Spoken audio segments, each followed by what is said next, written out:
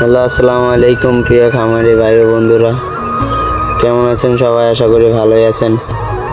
আজকে দেখাবো সঠিকভাবে কিভাবে ব্রুডিং করে হয়। এই দেখেন, সবার প্রথমে একটা 25 ওয়াটের লাইট নেবেন। আর যদি কম পাখি হয়ে থাকে 25 ওয়াটের লাইট নিলেই চলবো। আর এক কথায় এই তলে কম্বল জাতীয় কিছু বা পাটের ছালা থাকলে এগুলো বিছাই দিবেন, পাখির হাঁটতে চলতে অনেক সুবিধা হইব। অনেকে আবার পেপার দেয়, পেপার দিলে সমস্যা হয় কি, পাখি হাঁটতে পারে না। পেপারটা অনেক পিছলে, তো এই কারণে পাখি প্যারালাইসিস হয়ে যায় বা প্রতিবন্ধী হয়ে যায় আর কি, বুঝছেন।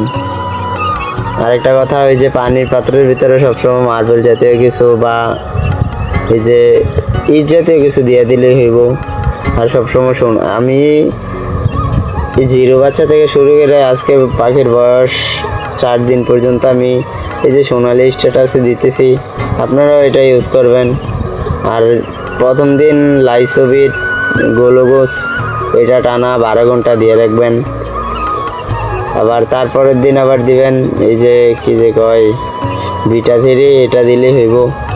আশা করি বুঝতে পারছেন। আর এইগুলো আর এর তলের যে ইয়াটার কি কম্বল জাতীয় যাই বিছান, এটা চেঞ্জ করে দেবেন, নাহলে কারণ এটা গ্যাস জমা পাখিগুলোর অনেক ক্ষতি হইতে পারে।